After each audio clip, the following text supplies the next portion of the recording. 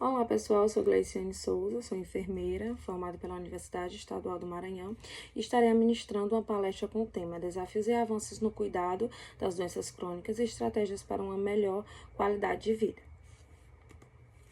Tá? Então, as doenças crônicas são doenças de longa duração e geralmente elas são progressivas. As doenças, elas são divididas em duas categorias. Temos as doenças agudas e as doenças crônicas. As doenças agudas são aquelas caracterizadas por um período de curta duração, onde você obtém a rápida resolução.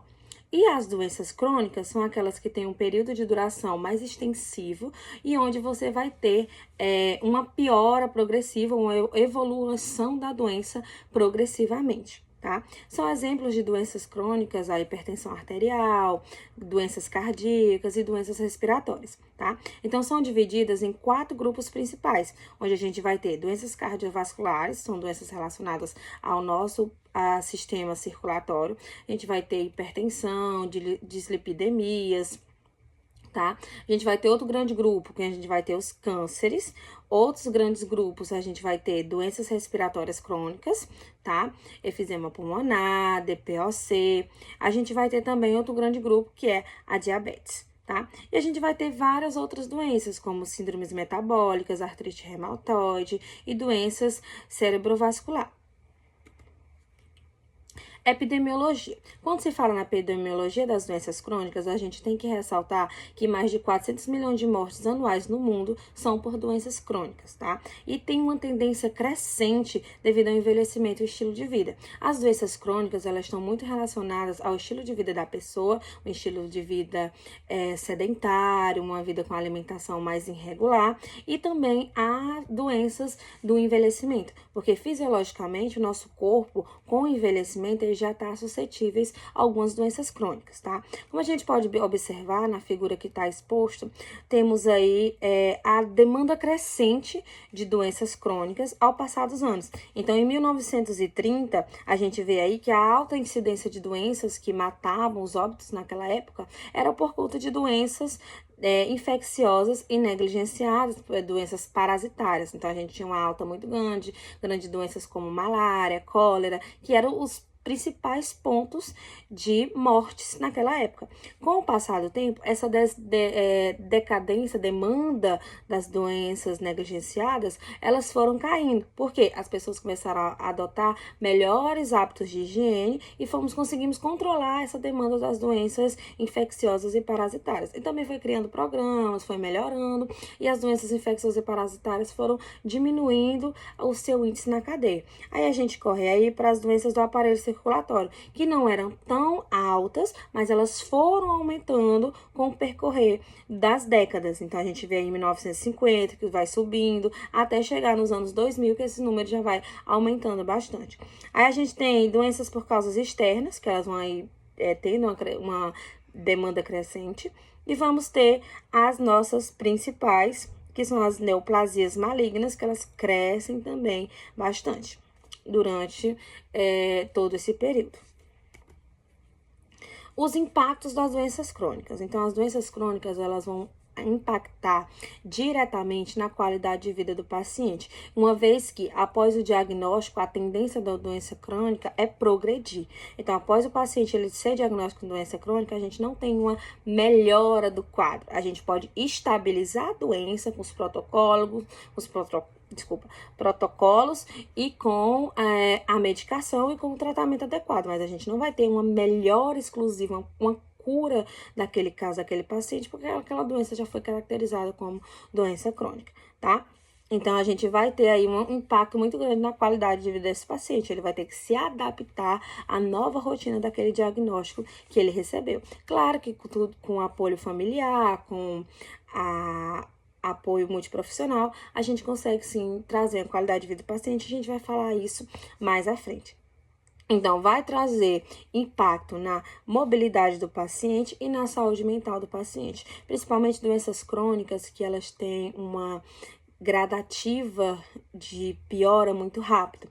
Por exemplo, a doença renal crônica, quando ela é diagnosticada, o paciente ele tem um peso muito grande no quesito saúde mental, porque ele já pensa logo que já vai ter que entrar em diálise, já vai ficar uma pessoa extremamente dependente, isso pesa muito na saúde mental do paciente.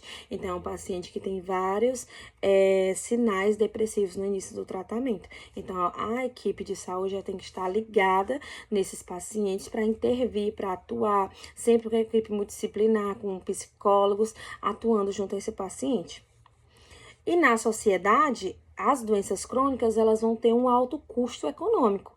Por quê? Porque a demanda é muito alta. Atualmente, crescem muitos números de pacientes que estão fazendo tratamento por doença crônica. E são tratamentos que são caros. Então, tem medicamento gratuito para os pacientes, tem todo o apoio, tem toda a demanda, mas tem um custo aos governos públicos e um custo que a gente pagou com os nossos impostos, mas que vai, sim, sobrecarregar o atendimento, tá? Então, tem uma maior produtividade para essas atividades, tem uma maior demanda muita atenção primária, demanda muita atenção secundária e sobrecarrega o sistema. E sobrecarrega a família também, que a família, querendo ou não, um paciente doente no âmbito familiar, ele vai sobrecarregar, sim, as atividades familiares daquela família em conjunto. Tá? Como a gente pode observar na Charg, a gente olha aí a saúde pública, né, bem judiadinha, bichinha, com vários curativos, tentando se erguer, e a pessoa falando, sinto muito, mas não temos atendimento, como fornecer atendimento. Por quê? A saúde pública, ela fica sobrecarregada. E se com muita sobrecarga, demanda atraso nas atividades, demanda atraso nas consultas, demanda atraso no dia a dia dos pacientes. Então, dificulta o atendimento para a grande e vasta população de doenças crônicas. Tá?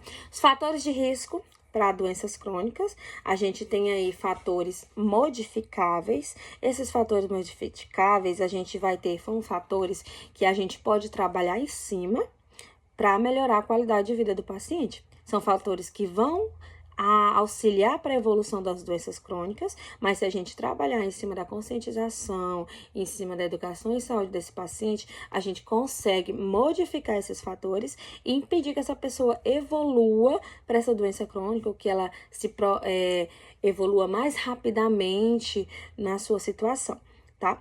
Então, primeiro fator, tabagismo. O tabagismo em si, ele já é considerado como uma doença crônica, porque ele está relacionado com a dependência da utilização da nicotina, e é a sua principal causa de morte no mundo. Mas o fato da pessoa ser tabagista já está relacionado a várias doenças pulmonares. Por quê? Porque o consumo do produto do tabaco, a exposição a dispositivos eletrônicos, ele expõe o corpo a milhares de substâncias tóxicas. E essas substâncias são responsáveis pelo desenvolvimento de cânceres, doenças cardiovasculares e doenças respiratórias. Uma das principais doenças pulmonares em que está relacionada ao tabagismo é o efizema pulmonar. E temos também doenças cardiovasculares como o AVC e infarto. Outro fator de risco muito importante, que é extremamente falado, é a alimentação inadequada.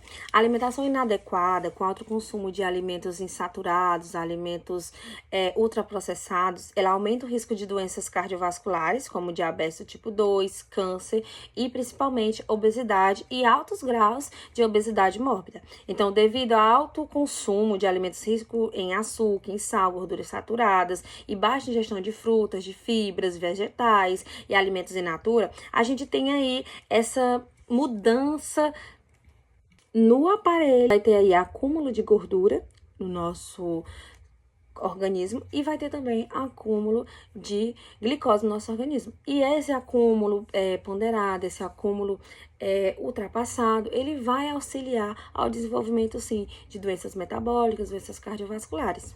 Quando falamos de doenças cardiovasculares, estamos nos referindo diretamente a alimentos com grande quantidade de sal e alimentos com grande quantidade de gorduras, porque a gente sabe que a gordura, ela vai se acumulando nas nossas artérias coronárias e vão formando placas de ateromas até aí fazer uma possível obstrução e esse paciente vinha a um infarto, um AVC, dependendo da localização dessa placa de ateroma.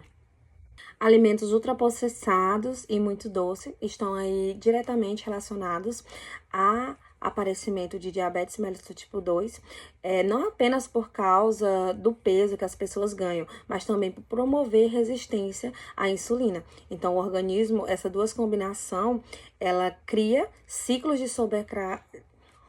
Então, a combinação desses dois fatores de risco são sobrecargas ao pâncreas, onde vai estar fazendo aumentar o nível de açúcar no sangue. Por quê? Porque o pâncreas, ele fica tão sobrecarregado de estar produzindo insulina, tá produzindo insulina, que ele fica disfuncional. Então, ele começa a perder a sua função de estar conseguindo produzir essa insulina, ou pode acontecer das células ficarem resistentes à insulina. A insulina, ela não consegue entrar nas células e, de todas as formas, a gente vai ter mais quantidade de glicose no sangue e vai ter mais problemas, como pode evoluir retinoplastia, doenças renais e muito mais.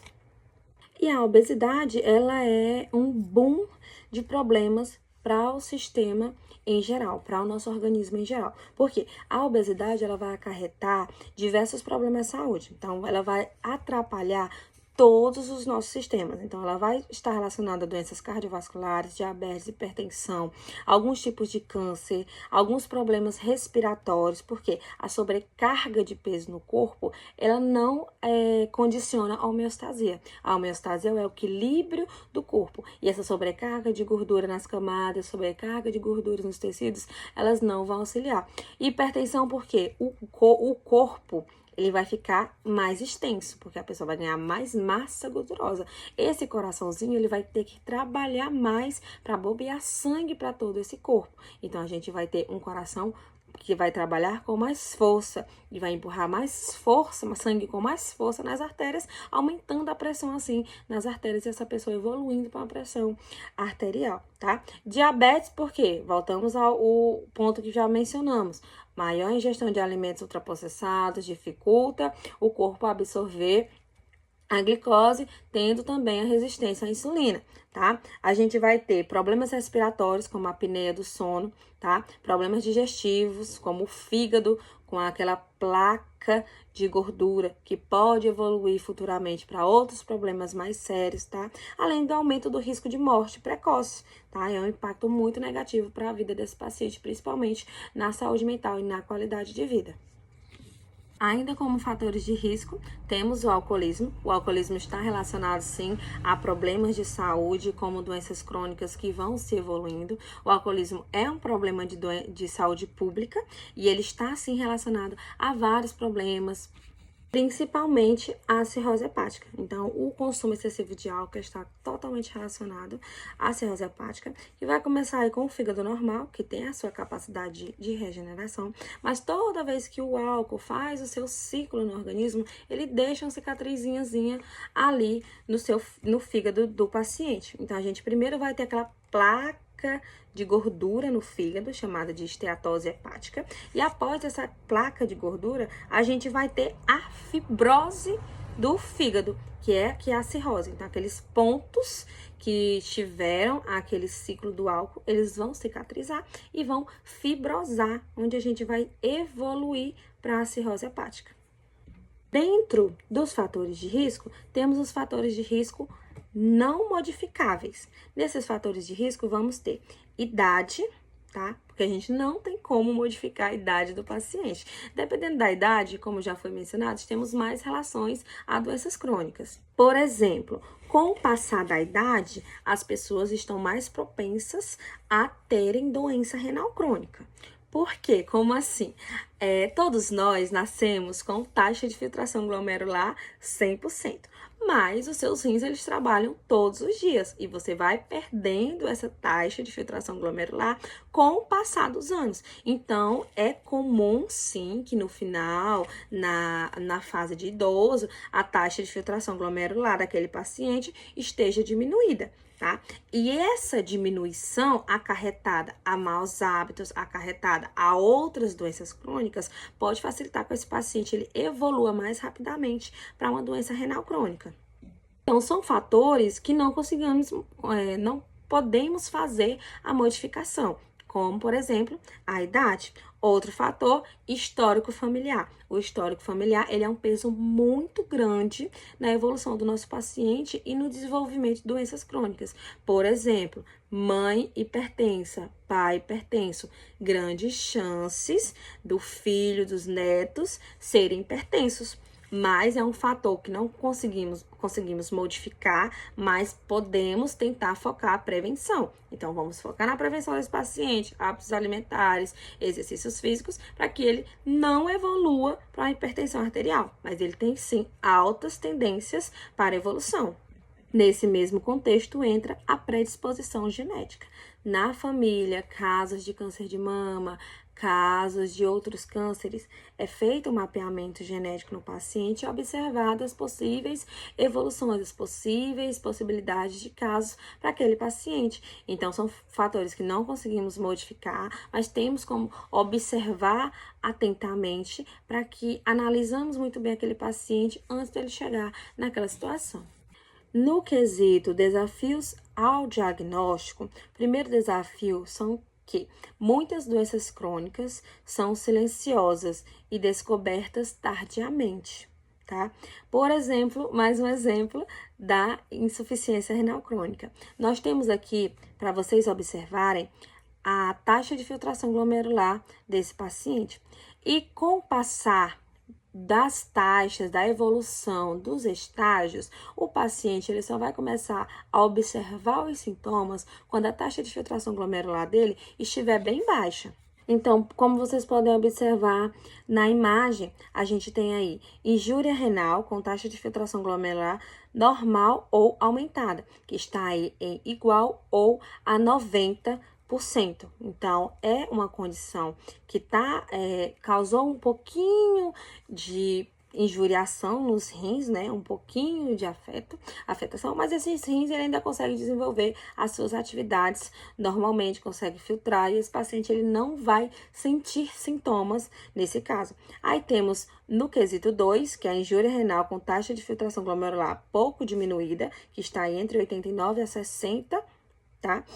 Aí, nesse caso, a gente já tem uma diminuição, mas dificilmente já temos também aparecimento de sintomas. Já dos 59% a 30%, a gente já vai ter, sim, alguns sintomas desse paciente, mas não vão ser sintomas graves, vão ser sintomas comuns do dia a dia. Então, esse paciente, ele vai ficar um pouquinho inchado, vai sentir uma dorzinha aqui, outra ali, mas nada que alarme ele a fazer um tratamento.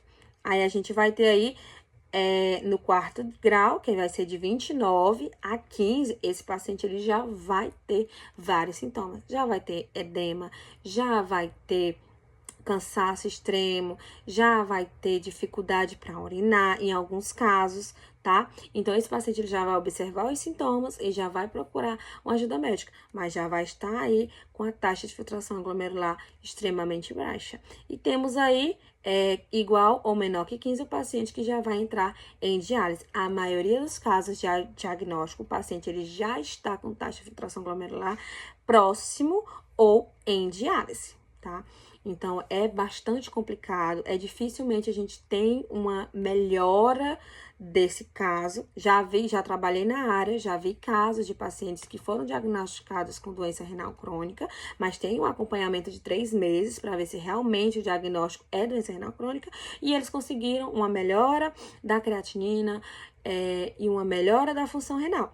Mas a maioria dos pacientes que entram em diálise, dificilmente eles conseguem uma melhora para sair da diálise, tá? Eu vi esse caso desse paciente, achei muito interessante, mas o médico explicou direitinho. Ele estava no processo de diagnóstico da doença renal crônica, então ele iniciou a diálise e após algumas diálises ele conseguiu fazer com que essa melhora acontecesse. Ele melhorou o acompanhamento dele e os rins deles conseguiram fazer as atividades diárias sem que ele fizesse diálise nesse tratamento. Houve atualizações, vou colocar aqui para vocês, atualizações no manejo da diabetes mellitus tipo 2. Nessa atualização, já temos observações para estar se analisando a taxa de filtração glomerular do paciente durante o tratamento, porque um dos principais problemas é a evolução de pacientes hipertensos e diabéticos para enviar para pacientes dialíticos, por conta dos medicamentos que são altamente nefropatológicos. Então, é feito agora com essa atualização, é feito o rastreamento, é feita a observação durante o tratamento do paciente, além da hemoglobina glicada, é feito também a observação da taxa de filtração glomerular desse paciente para proteção a danos renais. Um dos problemas, ainda em desafios e no diagnóstico, temos aí limitações no acesso aos exames e profissionais de saúde. Graças a Deus, a maioria das doenças crônicas, são as mais comuns, diabetes e hipertensão, a gente já tem um manejo, já tem a diretriz, já tem um passo a passo bonitinho a ser seguido. Mas algumas outras doenças têm uma dificuldade no acesso dos profissionais e tem uma limitação no acesso dos exames. Por quê? Trabalhamos com regionais. Então, nosso paciente, para ele fazer o atendimento mais especializado, que não tem na nossa região, é necessário que ele procure o TFD, que é o tratamento fora do domicílio, e que ele vá até outras regiões para fazer esse atendimento. Então, isso, de certa forma, limita um pouquinho o atendimento desse paciente, tá? Mas é uma forma com que a gente tem que esse paciente ele evolua no tratamento, porque quem mora em regiões periféricas, de interiorana, que tem mais dificuldade de acesso à saúde, temos que usufruir dessas atividades para conseguir dar um atendimento de qualidade para os nossos pacientes. E temos também outro problema, como a falta de integração do sistema de saúde, que contribui para subnotificações e atraso. Nesse quesito, temos vários sistemas separados em que é feito subnotificações. Às vezes, algum paciente ele fica perdido entre um sistema e outro e a gente não consegue integrar. Então, é um dos grandes desafios essa integração de todos os sistemas. Outro desafio muito grande no tratamento dos pacientes com doenças crônicas é a adesão à medicação. Então, a adesão à medicação é uma coisa muito difícil, é um trabalho que a gente tem que realmente fazer no dia a dia, conversando com o paciente, atuando na equipe multidisciplinar, porque a maioria dos pacientes tem uma aversão muito grande à medicação. Então, a partir do momento que inicia a medicação, eles acreditam que já vão ficar extremamente dependentes. E a gente sabe que existem outras formas de tratamento não farmacológicas que podem estar sendo auxiliadas ao tratamento dele, para que não dependa somente dos medicamentos para o controle da situação da doença crônica em que ele foi diagnosticado, tá? A gente tem aí polimedicações e múltiplas comorbidades que dificultam o manejo clínico, paciente que tem diabetes e hipertensão juntas, paciente que tem câncer, diabetes e hipertensão, paciente que tem diabetes, hipertensão e é paciente de doença renal crônica. Então, essas múltiplas intercorrências, elas vão gerar múltiplas medicações e a gente vai ter um paciente polifarmácia que vai ter todo um manejo para estar organizando o seu tratamento, tá? E a necessidade de acompanhamento contínuo por equipe multidisciplinar. Paciente diagnosticado com doença crônica, hipertensão, diabetes, doença renal crônica, ele vai ter que fazer um atendimento com a equipe multidisciplinar. Então, ele faz parte da comunidade, vai ser atendido, vai ser incluído nos grupos da comunidade e ele precisa fazer esse atendimento com a equipe multidisciplinar. Esses desafios são desafios muito grandes para o nosso SUS, Sistema Único de Saúde. Primeiro porque tudo isso sobrecarrega a atenção primária. A atenção primária, o foco é trazer esse atendimento para os pacientes, dar o primeiro contato, dar as primeiras atividades, mas sobrecarrega. São muitos hipertensos, muitos diabéticos, sobrecarrega o Sistema Único de Saúde. As doenças crônicas, elas trazem um alto custo para o governo, tá? E o SUS, inicialmente, ele não foi planejado somente para o manejo de doenças crônicas. Então, a gente foi se adaptando conforme o volume de doenças foi crescendo e foi se reorganizando para estar conseguindo trazer atendimento para todos esses públicos, tá? Às vezes, a falta de coordenação entre recursos da assistência primária à assistência secundária também dificulta muito o tratamento dos pacientes e as barreiras econômicas e geográficas dificultam o acesso ao cuidado. Como eu mencionei para vocês, muitos pacientes, eles acabam vivenciando situações de viagens de 8 horas de ônibus para poder conseguir um atendimento especializado dentro do seu estado. E também por conta da grande demanda de grandes números de pacientes com doenças crônicas, acaba que as filas para procedimentos, para atividades, para exames também são muito grandes. Mas temos notícias boas. Temos o avanço da telemedicina, avanços tecnológicos. Com a telemedicina, a gente diminuiu essa questão de pacientes vivenciar muitas trajetórias para poder ter o atendimento. Hoje já temos um atendimento em que o paciente agenda a sua consulta online, ele vai até a unidade básica de saúde, é feito a telecomunicação e o paciente faz o atendimento na unidade básica de saúde do seu bairro com o especialista da atenção secundária relacionada à sua doença crônica, tá?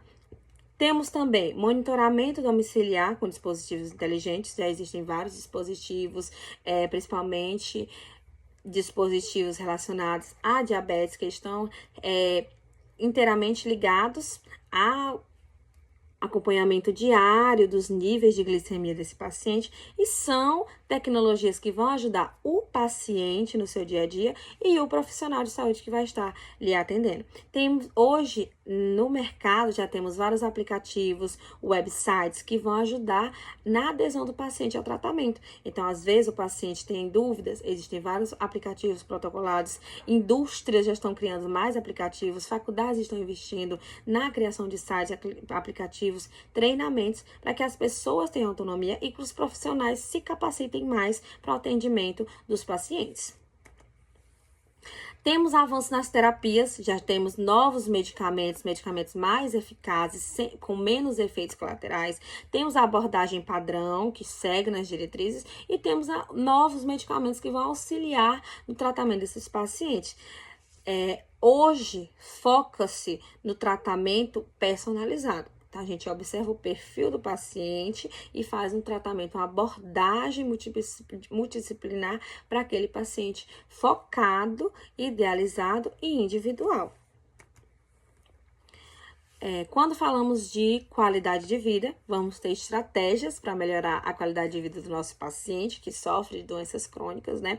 A gente vai ter aí alimentação saudável, sempre no auge da no nosso foco, onde a gente vai ter uma alimentação equilibrada, numa pirâmide alimentar bonitinha, com a presença de carboidratos, a presença de lipídios, de proteínas, sais minerais, tá?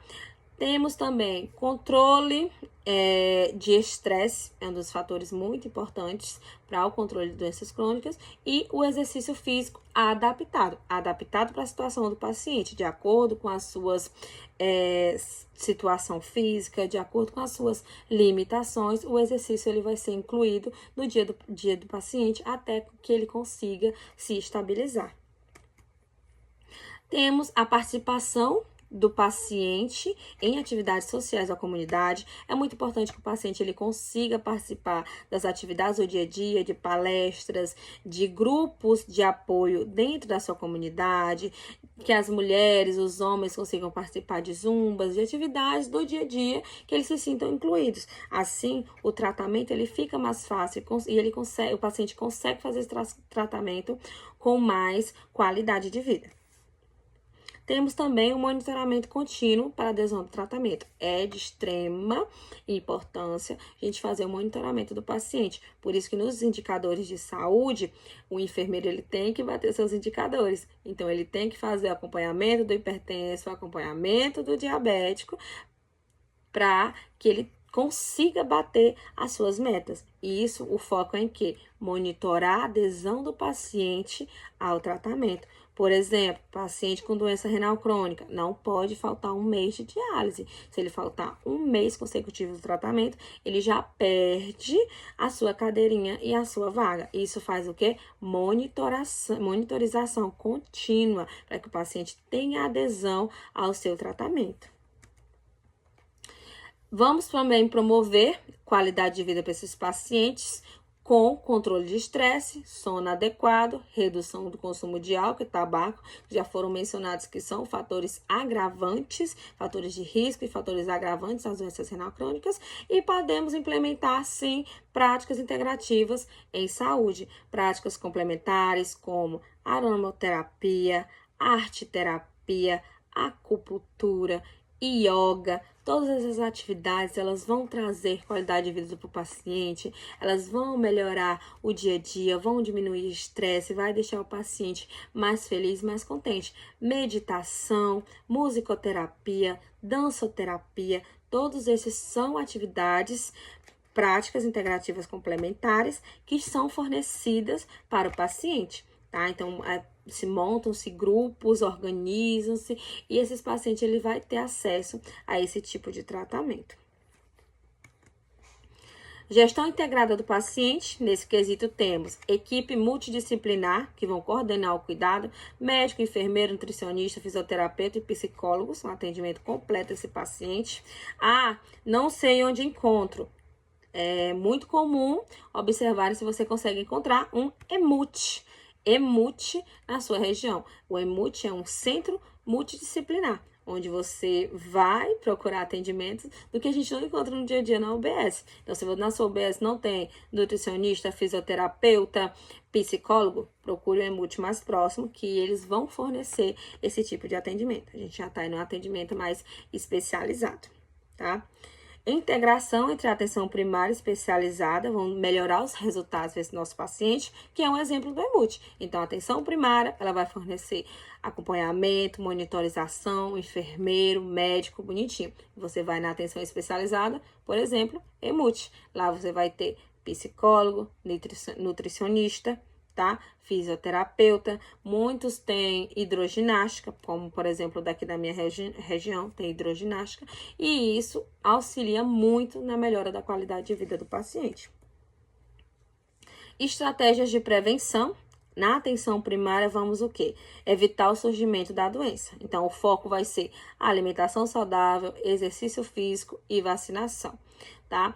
Na atenção secundária, vamos focar em diagnóstico precoce. Então, exames periódicos, rastreamento das doenças. E na atenção terciária, vamos prevenir complicações e melhorar a qualidade de vida. Então, vamos trazer reabilitação para esse paciente e focar na adesão dele ao tratamento. Tudo isso com foco de quê? Trazer esse paciente para mais próximo do atendimento, para que a gente consiga fazer a monitorização da adesão dele ao tratamento.